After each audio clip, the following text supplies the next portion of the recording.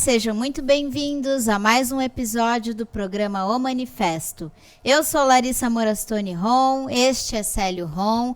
E, bom, o tema da semana, então, nós escolhemos falar sobre um tema que gera muita polêmica, muitas dúvidas, que é por que a União Soviética chegou ao fim? Né? Será que é porque o socialismo não dá certo? Não tem como o socialismo dar certo? É por isso que a União Soviética acabou? Será isso mesmo? Bom, esse é o tema que vamos discorrer ao longo do programa. E aí, pai, o que você tem a dizer sobre isso? Você adora temas difíceis, né? Você adora pegar a gente de surpresa, mas vamos falar. Eu acrescentaria, então, nós vamos para falar da queda da União Soviética, para falar do fim do socialismo da União Soviética, nós vamos ter que necessariamente abordar o que levou a essas causas que levaram à queda da União Soviética e também do fim, sim, dessa experiência socialista. Isso. E aí nós vamos ter que falar do tema revisionismo, do revisionismo. Exato. Revisionismo do marxismo-leninismo. Esse é um tema pouco conhecido pelos intelectuais, inclusive da humanidade, porque é um tema mais imanente, um tema mais relacionado a quem conhece a teoria socialista, a teoria comunista, ou melhor, a teoria do marxismo-leninismo. Então nós precisamos abordar um pouco disso. Isso. Vamos abordar sobre isso, mas antes vamos falar um pouquinho sobre a história, relembrar o que aconteceu um pouco antes, né, da gente entender o fim da União Soviética, o que aconteceu ao longo da história. Bom, então, nós tivemos a Revolução Russa, que deu fim, então, à era dos czares na Rússia, e aí nós vamos passar para, né, o novo período, né, onde vão ser, mais tardar, culminar na União Soviética. Bom, a Rússia, então, pai, para a gente relembrar, ela passou por um período de uma guerra civil interna. E depois dessa guerra civil, a Rússia se viu muito... a União Soviética. A União Soviética. Das Repúblicas Socialistas Soviéticas. E ao final da Guerra Civil, a União Soviética, então, estava muito destruída. Foram, né, anos ali de revolução e depois a Guerra Civil. 5 anos de Guerra Civil. Que acabaram fazendo com que a nação tivesse muitos problemas, fome, né, não tinha suas forças produtivas desenvolvidas, porque na época do czar a Rússia, né, a antiga Rússia, já não tinha desenvolvido a sua indústria, então era um período de muita pobreza e a União Soviética, então, se vê nesse dilema de como desenvolver as suas forças produtivas. Então, nós temos um período, como nós conversamos em um vídeo, inclusive convido o público a reassistir esse vídeo, onde nós discutimos sobre especificamente a Revolução Russa. E nós temos um período que foi imposto por Lenin, que é o período da NEP. Onde vai ter o desenvolvimento econômico e depois nós vamos ter os planos quinquenais, e né, imenso de desenvolvimento Stalin. do socialismo e o crescimento da União Soviética nesse período. Isso. Para introduzir o tema, eu acho que é importante a gente entender isso. A União Soviética teve um enorme avanço do desenvolvimento. Glorioso, poderíamos dizer. Foram 30 anos um país que atrasado cresceu. do terceiro mundo, país pobre, consegue ascender para se tornar uma superpotência e uma potência socialista, mostrando a viabilidade justamente do socialismo, mostrando que o socialismo é uma forma superior, uma sociedade superior, tanto do ponto de vista organizativo do lado humano, do lado social, como também do lado do desenvolvimento econômico, das forças produtivas. Isso. Dizem que em 30 anos até tem um ditado que fala que a União Soviética então sai da enxada e vai para o foguete, né? Em 30 anos, mais ou menos assim essa fala, porque foi um período de imenso desenvolvimento. Nunca nenhuma nação, até se a gente for falar da China nos tempos atuais, até a China não chegou a a velocidade de desenvolvimento como a União Soviética conseguiu nesse Tanto que período. ela conseguiu derrotar o maior exército que existiu na Segunda Guerra Mundial, que é o exército nazista alemão, que na época era um país capitalismo avançado, conseguiu construir o exército mais moderno daquele momento, e a União Soviética conseguiu derrotar ele e esmagar os nazistas a ponto de chegar não só em Berlim e tomar parte da Alemanha, que ficou dividida depois entre a Alemanha ocidental e oriental. Isso demonstrou, e não só expulsou os nazistas de todo o leste europeu, libertou, digamos, a humanidade desse flagelo que era o nazismo. Então, a força do socialismo, a força moral dos trabalhadores no poder, isso é indiscutível. E serviu de inspiração para o demais, né, revoluções que aconteceram mais para frente. Sim, nós falamos num outro programa disso, justamente da enorme contribuição que a União Soviética deu às revoluções pelo mundo, inclusive inspirando a Revolução Chinesa, inspirando revoluções posteriores, como a Revolução da Coreia do Norte, a toma do Vietnã, e tantas dezenas de revoluções, das independências, do fim do colonialismo. A União Soviética conseguiu derrotar o colonialismo na África, na Ásia, na grande parte do mundo. Então, isso não é pouca coisa. Então, como é que isso tudo caiu? Exato. Né? Então, como acabou, né? Tendo derrotado o nazifascismo, apesar das grandes perdas materiais e humanas durante o ataque nazifascista, a União Soviética saiu gloriosa e continua, hoje a própria Rússia continua comemorando ainda essa vitória, o que eles chamam lá da Grande Guerra Patriótica, né? E a Segunda Guerra Mundial, eles assim a denominam. Então, tudo isso que trouxe um imenso orgulho para os soviéticos, o imenso orgulho do socialismo, o imenso orgulho de uma nação, de uma grande parcela da humanidade, como isso foi cair? Isso que nós vamos conversar. Vamos conversar. Bom, então, para relembrar, quem comandou o maior período desses anos gloriosos da União Soviética foi o governante Joseph Stalin. Sim. Né? Stalin, então, sucede de Lenin. 24 até 1953. Isso, 53. Ele sucede Lenin. Lenin acaba tendo a sua vida interrompida ainda muito jovem por questões de saúde, e Stalin, então, né, acaba assumindo a sucessão. Entre críticas e outras, como é que podemos dizer, conspirações, não sei, ao nome de Stalin, nós temos que admitir que Stalin conseguiu fazer um governo próspero. Pode ter cometido seus erros, e certamente os cometeu, né? Especialmente, recebeu muita crítica, nós vamos falar disso, né? Recebeu muita crítica que teria admitido culto à personalidade, que teria sido muito ditador, tomado medidas ditatoriais. Eu tenho uma opinião muito formada sobre isso. Eu acho que eu nunca vi esse culto à personalidade tão forte. Pode ser que ele existia, de fato, mas acho que isso não era.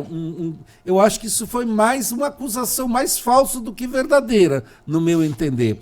Teve erros, no meu entender. Eu acho que o que aconteceu, o Partido Comunista da União Soviética, que era o responsável, que dirigia toda essa obra gloriosa, como nós comentamos ali, eu acho que o Partido Comunista estagnou na teoria revolucionária. Existe a velha tese: sem teoria revolucionária, não há prática ou luta revolucionária. E acho que o Partido Comunista Soviético, né, apesar de Stalin ter sido um grande teórico, mas acho que o coletivo, o conjunto do partido da União Soviética, que tinha milhões de filiados, ele, no meu entender, pecou nisso na formação teórica, ideológica dos militantes comunistas, e especialmente dos dirigentes do Estado. Os comunistas se dedicaram muito na construção do socialismo, da administração do Estado, mas acho que eles deixaram de estudar com mais profundidade a teoria revolucionária. Eles precisavam, em determinado momento, quando Stalin morreu, a União Soviética ela tinha feito a grande planificação da economia, a socialização da economia estava muito avançada. Agora, o que precisa efetivamente fazer daqui para frente? Qual é o processo revolucionário? O Estado tinha acabado? Não. o Estado ainda persistia, ou seja, existia o que se chama teoricamente a ditadura do proletariado, ou seja, a classe trabalhadora estava no poder e ainda precisava exercer seu poder dentro de um Estado socialista, ou seja, reprimir ainda, sugerir, debater com a sociedade, mas também reprimir todos os retrocessos. Esse era o papel do Partido Comunista Soviético, ou que qualquer partido comunista precisa fazer. Porque enquanto existe socialismo, ainda existe pensamento burguês, pensamento liberal, pensamento capitalista dentro da sociedade. O pensamento liberal, o pensamento egoísta, o pensamento, aquelas coisas do capitalismo, individualismo, elas não tinham desaparecido ao todo, por completo, na sociedade soviética.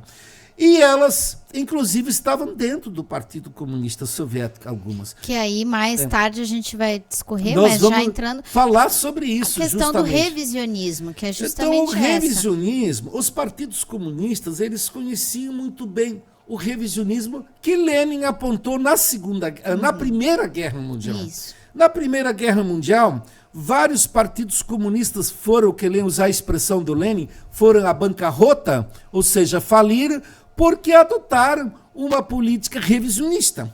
Especialmente o Partido Comunista Alemão.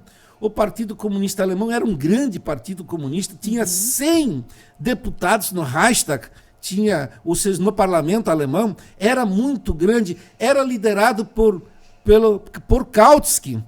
E esse Kautsky, quando a Internacional Comunista se reuniu antes da Primeira Guerra Mundial, e sob a liderança de Lenin, entendeu que nenhum partido comunista poderia apoiar a guerra, mas todos deviam levantar a bandeira da paz, dizer que essa guerra é de rapina, que essa guerra é do imperialismo, que essa guerra é uma guerra capitalista, uma guerra que apenas visa saquear mercados, buscar novos mercados para seus interesses econômicos. Lenin pregava isso, que era o dirigente do Partido Comunista Soviético, e Kautsky não. Kautsky disse, não, nós vamos aderir, nós precisamos aderir à guerra, nós vamos aceitar que a classe trabalhadora se cadastre no exército, ou seja, vá para a guerra. E aí já começou, e deu o grande, e Lenin colocou isso, que o René, ele escreveu inclusive uma obra, A Revolução Proletária muito. E o Renegado Kautsky. Ele falou muito do revisionismo. E ele falou, só que ele falou do revisionismo de partidos comunistas que não estavam no poder. Isso. Ele colocou que esse revisionismo destruiu esses partidos comunistas. Isso era real, é fato. Agora, um partido comunista que está no poder, e não em qualquer poder, que está no poder com um socialismo já altamente avançado, com um socialismo que as terras na União Soviética estavam em grande parte coletivizadas, ou as que não estavam coletivizadas em fazendas estatais, estavam em cooperativas, ou seja, e funcionando uma economia, o crescimento industrial, os planos quinquenais, uma economia planejada e que crescia muito. Então, onde ocorreu o problema? Então, para a União Soviética cair, muitos acham que ela caiu lá com Gorbachev, em 1991. Mas foi todo um processo. Eles acham que a União Soviética caiu por causa da Glasnost e da Perestroika, as duas obras enganosas escritas por Mikhail Gorbachev nos anos 80. Então, a maioria das pessoas acha que foi ele que destruiu a União Soviética. Ou Boris Yeltsin, que era seu parceiro depois, foram eles que destruíram a União Soviética. Mas não. A União Soviética, o germe da destruição da União Soviética, ele começou lá em 1956.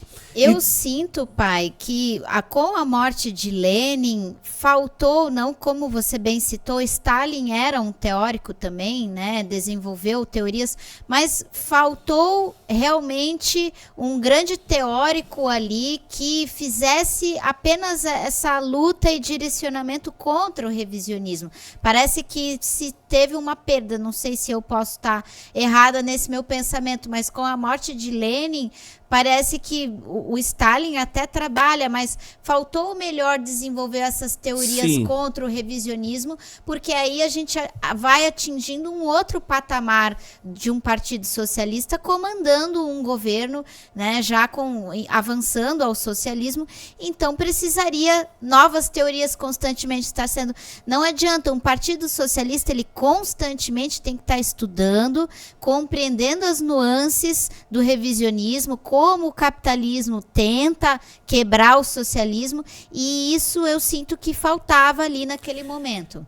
Na realidade, eu falei antes que o germe do revisionismo, que se instalou no poder no 20º Congresso do Partido Comunista, que ocorreu 3 anos após a morte de Stalin, ou seja, ele ocorreu em 1956, na realidade, o germe do revisionismo já existia antes. Ele já existia antes com Stalin, inclusive. Isso. Porque quando você vai estudar as atitudes que aconteceram no 20º Congresso, ou entre a morte de Stalin e o surgimento do 20º Congresso do PSUS, que foram 3 anos, nessa trajetória de 3 anos, existem movimentos dentro do Partido Comunista da União Soviética que claramente apontam para a linha revisionista.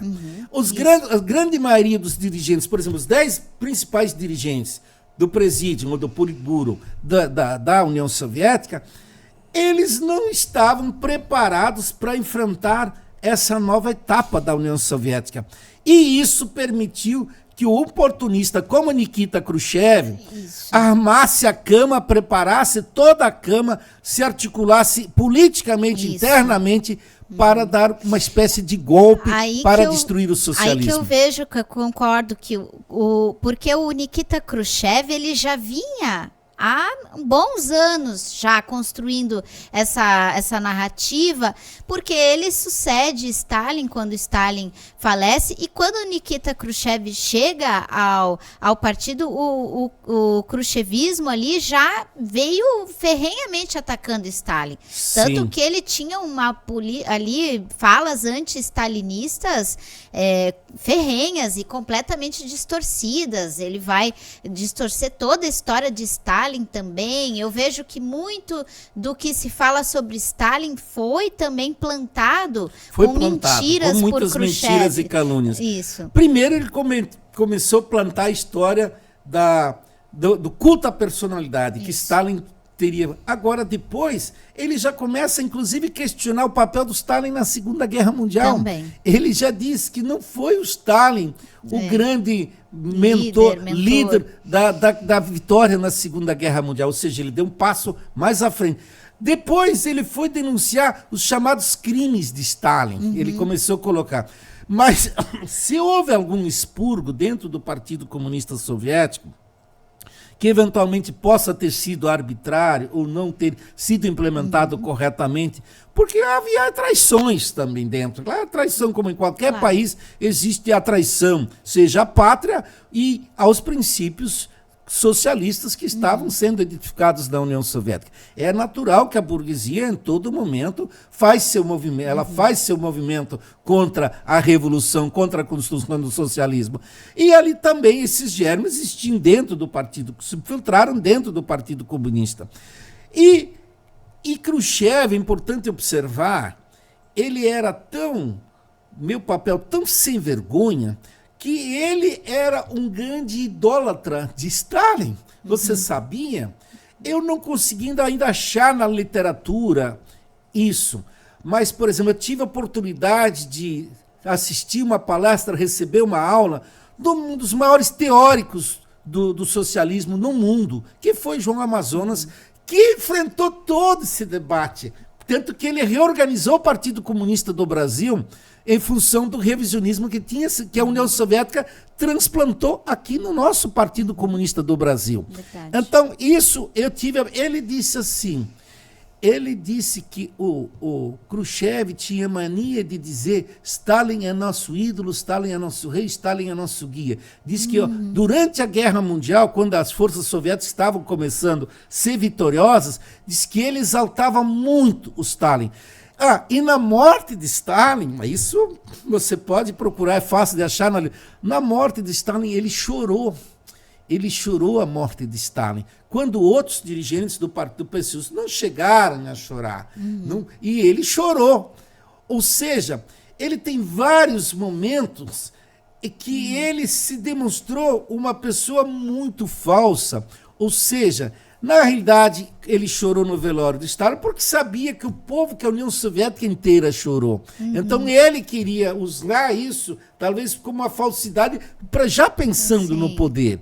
Então então veja só, como alguém, um oportunista, como alguém que falou tão mal de Stalin depois, que denunciou tudo que o Stalin fez, seja de bom ou tivesse feito alguma coisa de errado, ele literalmente escreveram uma tese que ele apresentou, um relatório secreto, que nunca o povo soviético teve total acesso a ele. Só lá por 1900, do fim da União Soviética, é que esse relatório foi todo publicado. Tanto que o povo soviético estranhou quando ele veio com tudo isso, porque o povo pensou, mas meu Deus, Stalin era tudo isso esses anos todos e ninguém percebeu. O povo soviético ficou muito indignado. O Partido Comunista, no geral, a militância ficou muito indignada.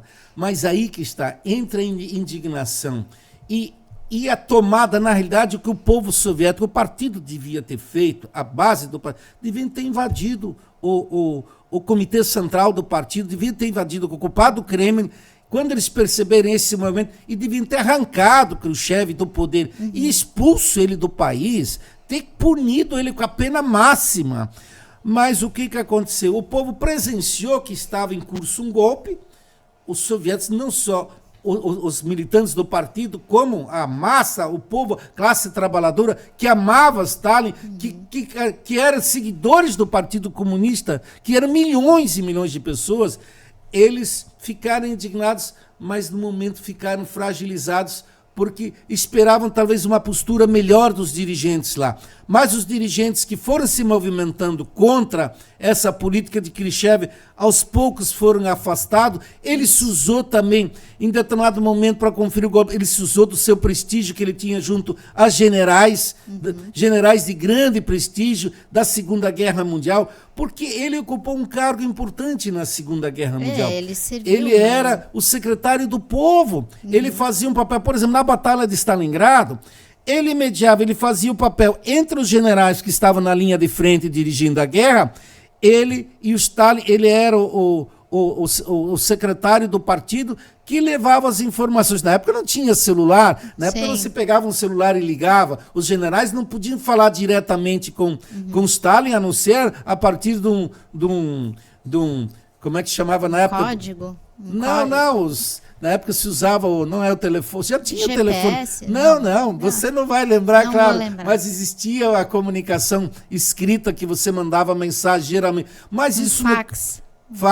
Antes do fax, o fax não existia ainda antes do fax. Existiam.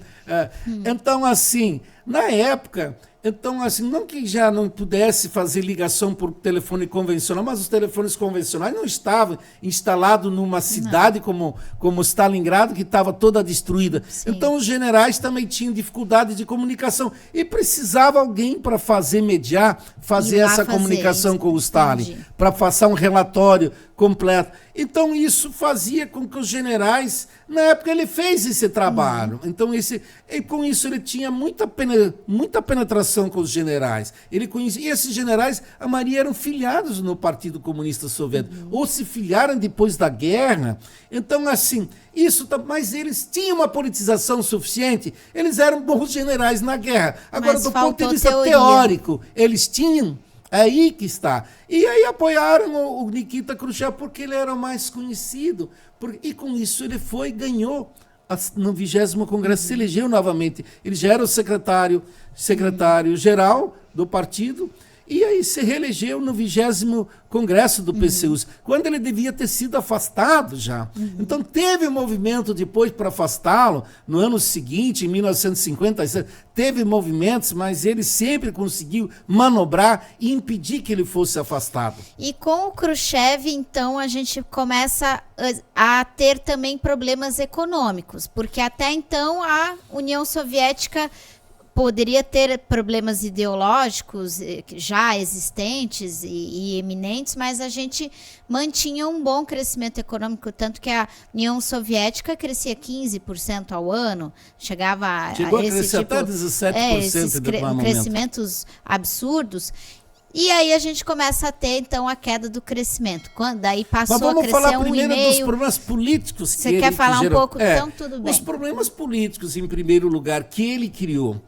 Ele criou uma perseguição interna no partido, ele reestruturou, ele afastou dirigentes, ele fez de tudo para... Ele trocou os dirigentes do partido nas regiões, nas províncias soviéticas, ele fez de tudo para afastar os militantes que tinham conhecimento teórico, que podiam questionar a sua política, então ele se aproveitou. Ele, do ponto de vista com a relação com os Estados Unidos, com o imperialismo, ele começou a pregar uma falsa teoria, a coexistência pacífica. Já começou com Khrushchev, não foi só o Gorbachev. Não, isso foi com Khrushchev. Estamos já falando de Khrushchev, não estamos com Gorbachev. Ele já falava que tinha que ter uma aproximação com os Estados Unidos. Ele pregou a coexistência pacífica, ou seja, ele estava no auge da Guerra Fria. No auge da Guerra Fria, imagina lá, a Guerra Fria teve seu auge logo depois desse período, final dos anos 50, início dos anos 60, foi o auge da Guerra Fria.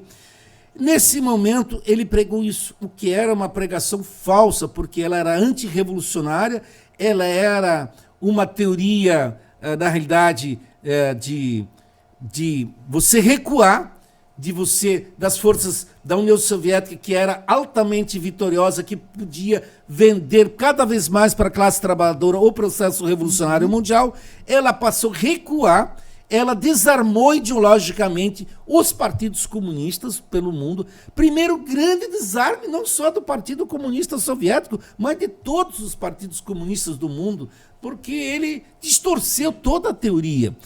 Outra questão como politicamente, era mais isso. Ele começou a pregar a luta de classes, o fim da luta de classes. Para ele pregava falsamente, agora nós vamos automaticamente para o comunismo.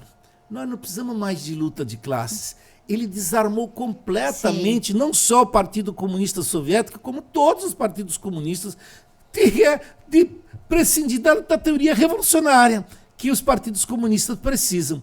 Então ele foi desarmando a teoria socialista e criando uma teoria revisionista, ou seja, ele enterrou o marxismo-leninismo politicamente, ele substituiu o marxismo-leninismo por teorias sociais-democratas, liberais burguesas, por trotskistas. Ele acolheu várias teses do trotskismo. Né? E falando disso, ele era trotskista, ele era apoiador de Trotsky antes por um longo período. Isso é bom a gente conhecer a história dele. Como a família dele era uma história de traição. O filho dele foi julgado com a pena capital porque ele traiu na Segunda Guerra Mundial. Ele era aviador, o filho dele. Ele traiu o exército soviético, se debandou para o lado alemão. Depois foi preso e foi, inclusive, condenado com a pena capital por traição. A mulher dele, ela foi informante do exército nazista um período. Também, olha, é uma história ele tem uma história repleta. Parece que assim, agora eu que estou conspirando contra ele, mas são teorias que existem, essa leitura. Então, assim, ele já é uma figura que parece que já tem um passado meio duvidoso, estranho, obscuro, né? E outras coisas. Então, assim, economicamente, agora falar da questão da economia, ele de fato desarmou a economia. Ele descentralizou a economia, ele desvalorizou o planejamento econômico. A planificação econômica. E apoiou a liberalização da economia. Isso. Ou seja, ele restaurou a propriedade privada em tudo que é lugar. A propriedade clandestina, aquela propriedade a propriedade, digamos, não legalizada, a clandestina.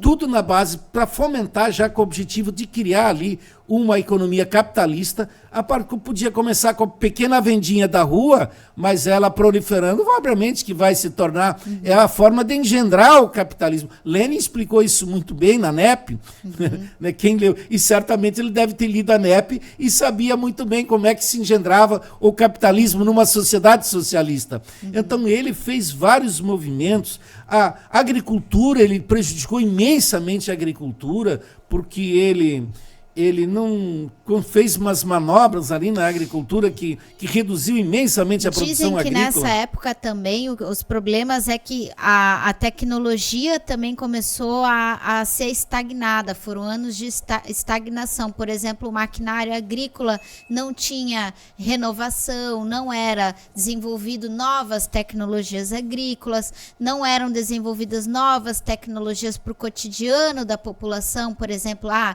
produção de eletrodomésticos, produção, né, mais para frente, daí a gente pode falar, nos anos 80, por exemplo, faltou desenvolvimento de informática, faltou desenvolvimento dessas já tinha tecnologias. Desandado bastante, mas começou ali. Começou ali. Não tinha mais esses desenvolvimentos tecnológicos e isso já foi atrasando a economia, porque se não tinha desenvolvimento de maquinário agrícola moderno, como é que a agricultura Você vai ter uma agricultura moderna? Não tem como. Né? Assim foi na indústria, de fato. A União Soviética, aos poucos, ela foi estagnando. A economia foi crescendo menos. Aí ele foi afastado depois do poder em 64. Ele foi afastado do poder. Ele ficou no poder até 64. Mas assume uma figura que é o Brezhnev, que na realidade deu continuidade a essa política. Ele não foi tão descarado quanto Nikita Khrushchev, mas ele também não fez nada para recuperar o socialismo. Precisava, com o afastamento, que na realidade foi o Partido Comunista que afastou ele do poder. Mas o Partido Comunista estava desarmado, ele via que estava errado a política de Nikita Khrushchev, mas também não estava armado teoricamente para resgatar o socialismo. Né? E aí ficaram durante anos ali no chove e não molha. Né? Então, assim, a política de Brezhnev, depois um período mais curto de Yuri Andropov, até chegar no grande demagogo, no grande traidor da União Soviética, que foi o final, Mikhail Gorbachev, né? Que através da perestroika e a glasnost, então, trabalhou para... A perestroika e a glasnost foram políticas, né, que foram implantadas por Gorbachev, e aí ali ele, então, abre de uma vez a economia, só que tira, né, o comando do Estado, o comando estatal, e aí ele abre, diferentemente, algumas pessoas aí vão questionar, mas e a China? A China também abriu a sua economia de mercado e não aconteceu o que aconteceu na União Soviética, mas porque a China manteve o controle estatal. Ali Gorbachev entregou, né? Eu acho diferente, claro, porque a China abriu o mercado intencionalmente coordenado pelo Partido Comunista Chinês para buscar justamente um crescimento das forças produtivas. Mas a União Soviética, inicialmente, ela tinha já desenvolvido as forças produtivas e ela tinha um grande mercado internacional e bastava ela desenvolver economicamente e aos poucos a incentivar a luta revolucionária dos povos, porque em todos os lugares as revoluções estavam acontecendo, os velhos imperadores estavam sendo derrubados dos poderes, os colonialistas estavam sendo expulsos, as independências dos países estavam se abrindo, e a União Soviética apoiou esses regimes, e ali ela ia abrindo o mercado para ela. Então ela não precisava... E com isso, ela sendo forte, ela ia penetrar no mercado capitalista, inclusive mundial. Era outra situação. Né? Ali ele realmente esculhamba. Inclusive, eu não sei se isso é verdade, talvez você pode dizer, pai.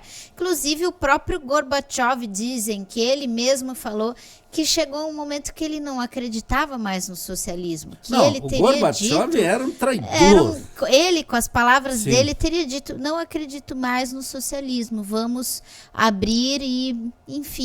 Né? Ele cumpriu o papel que eu acho que ele já estava predestinado muito antes, ele estava preparado teoricamente para fazer isso. Tanto que ele assumiu o poder e apoiou as teses de Nikita Khrushchev. Ele se intitulava como uma espécie de khrushchevista. Ele continuava criticando Stalin em vez do Gorbachev. Então, ele poderia ter salvado ainda o socialismo na União Soviética. Se ele tivesse dito, não, nós vamos corrigir os erros do Stalin, se teve erros, vamos analisar, mas nós vamos, agora está na hora de nós modernizar a União Soviética e recuperar o socialismo. Não. Na obra Perestroika e Glasnost, a perestroika já era política econômica liberal para engendrar o capitalismo, claramente. Isso, a perestroika tem essa finalidade. E a glasnost, que é a chamada abertura. Abertura para quê? A União Soviética não precisava dela, essa abertura era abertura para o capitalismo. Isso. Na realidade, visava destruir o Partido Comunista e abrir para partidos burgueses, partidos liberais, para partidos sociais-democratas. Esse é o papel da glasnost. Então, assim, tudo isso, então o lamentável é que na União Soviética não surgiram lideranças que tivessem a capacidade, a autoridade teórica, mas que também unissem o povo, que alimentassem o povo para que se recuperasse o socialismo. Então a gente pode dizer que a principal causa que culminou ao fim da União Soviética foi o revisionismo e foi essa falta de ideologia, falha na ideologia marxista-leninista. É isso que a gente pode dizer, então, pai? Não, o revisionismo, claro, o que ele, além dele engendrar, ele criar uma teoria falsa, que não é marxista-leninista, que revisou as teses do marxismo, por isso que ela é revisionista. E no campo da economia, eles engendraram na prática o capitalismo, a iniciativa privada com muita força. E quando você implanta a iniciativa privada dentro de uma sociedade socialista, como era a União Soviética, o que você alimentou? Você alimentou o anticomunismo lá dentro. Você foi alimentando a teoria liberal, burguesa, capitalista, antipartido. Então surgiu dentro da União Soviética, especialmente de fora do partido, uma base material capitalista, burguesa, que queria o fim do socialismo para que se apropriasse das riquezas do Estado. O que aconteceu depois? Tanto que quando a União Soviética caiu, o que aconteceu?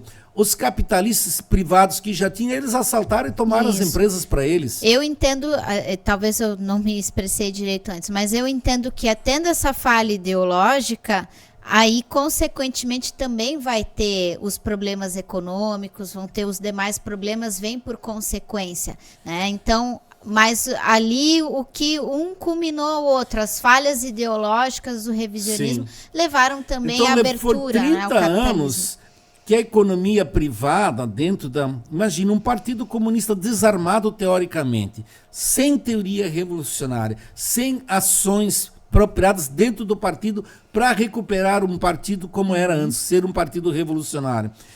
Então, nesses 30 anos foram se engendrando as políticas liberais burguesas, formando milhões de pequenos capitalistas dentro da União Soviética. Esses pequenos capitalistas eram os alimentadores da teoria, da teoria contra o socialismo, e defendendo o e favorecendo o revisionismo. Então, essa foi a destruição da União Soviética, que culminou em 1991, claro, com a queda da União Soviética, e que Mikhail Gorbachev ajudou a dar o chute final, o pontapé final nessa destruição. Aí não só destruiu a União Soviética, a União Soviética, ficou somente a Rússia. Então desintegrou toda a União Soviética, que eram 15 repúblicas unidas, que o socialismo conseguiu unir. Mas à medida que se instalou o capitalismo nelas, nenhuma mais quis saber. Algumas brigaram entre elas. Aí começou a surgir o egoísmo burguês, a xenofobia, o chauvinismo nacionalista falso, que foi surgindo nas repúblicas, e uma começou a guerrear contra a outra. Isso foi uma imensa perda, porque os Estados Unidos se aproveitam muito, até hoje, para dizer o socialismo não dá certo porque a União Soviética acabou. Chegou ao fim porque o problema não foram questões internas, não foram revisionismo, o problema foi justamente o sistema. E aí isso dá munição para muitos falarem. Você, filha, não viveu isso, mas eu vivi a queda da União Soviética. o que a burguesia brasileira dentro das universidades, os reacionários dentro das universidades, eu na época ainda estava dentro da universidade, o que os reacionários dentro da universidade falavam e faziam, né? Então, não era só a grande burguesia brasileira ou mundial que comemorou a queda da União Soviética, era também a social-democracia brasileira, eram os trotskistas, eram pessoas muitos deles até se diziam revolucionários, elas não conseguiam, que se diziam de esquerda, partidos comunistas que se diziam de esquerda, eles foram aplaudirem aquilo ali. Eles não levaram em consideração que isso ia levar à ascensão da extrema-direita pelo mundo. Então, se nós temos hoje a ascensão da extrema-direita pelo mundo, isso também é fruto da queda da União Soviética. Porque isso, se nós tivéssemos permanecido como a União Soviética revolucionária, socialista, muitas guerras não teriam acontecido, os Estados Unidos não teriam provocado tanta guerra, os Estados Unidos não teriam se tornado esse manda-chuva, essa política unilateral, essa única potência mundial que eles foram nos últimos 30 anos. Nós não teríamos tido neoliberalismo assim, nessa forma escancarada como ele se implantou na economia no mundo. Nós não tivéssemos, a nossa classe trabalhadora mundial não teria pago com tanto suor e sangue esse preço desse capitalismo voraz e nocivo que a humanidade vive hoje. O meio ambiente não teria sofrido todo esse desastre ambiental se nós tivéssemos o socialismo na linha de frente. Nós não teríamos, olha, nós não estaríamos, não teríamos vivendo a metade, talvez muito mais que a metade dessas chagas que nós estamos vivendo hoje do capitalismo. Então isso, essas pessoas que muitas vezes dizem, foi bom a queda da União Soviética, porque elas não levaram em consideração. Foi uma perda imensurável. Claro, foi uma imensa para a humanidade do ponto de vista civilizacional. Então nós perdemos a humanidade tinha atingido um nível civilizacional muito alto. Então, hoje, nós estamos vivendo uma espécie de barbárie do capitalismo. Nós estamos vivendo a barbaridade. Veja bem a chacina que está acontecendo ao povo palestino. Como é que, como a União Soviética de pé, a União Soviética, os palestinos estariam hoje sofrendo Provavelmente não. Mas nunca. A União Soviética sempre apoiou. Teria, inclusive, até ajudado talvez a China a se desenvolver mais rápido, o Vietnã a se desenvolver mais rápido, outras nações. Inclusive, a China teve que adotar esse socialismo de mercado por causa inclusive, quando o Nikita Khrushchev assumiu em 56, ele criou atrito com a China. Houve praticamente guerra, houve ali... imagina, a China teve que romper com a União Soviética. Olha, surgiram movimentos reacionários na Hungria, no leste europeu, em tudo que é lugar. E aí caiu também o socialismo no leste europeu. Olha, os partidos comunistas, dezenas e dezenas de partidos comunistas pelo mundo afora, que lideravam a classe trabalhadora nos seus países, também pereceram porque caíram no revisionismo. Né? Então, vamos pegar o exemplo de uma Argentina da vida. Se o Partido Comunista da Argentina, que era forte outrora, onde a classe trabalhadora não teria também passado por todas essas tragédias desses últimos anos, que a classe trabalhadora argentina, a fome e a pobreza da Argentina, muito tem a ver pela ausência de um partido comunista na Argentina.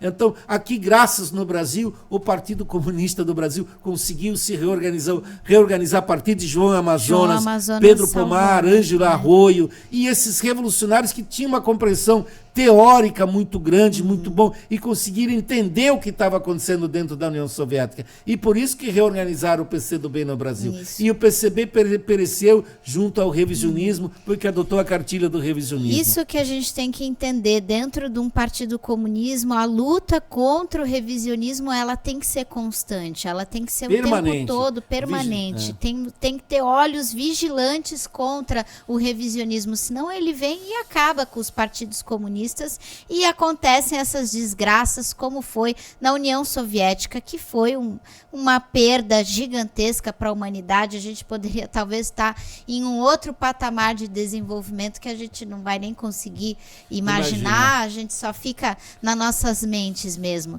Bom, pai, teria mais alguma outra Não, eu acho que teria muito tema a discutir, mas acho que para hoje chega. Né? Para hoje eu diria assim, aos militantes comunistas, os que simpatizam com as ideias comunistas, estudem.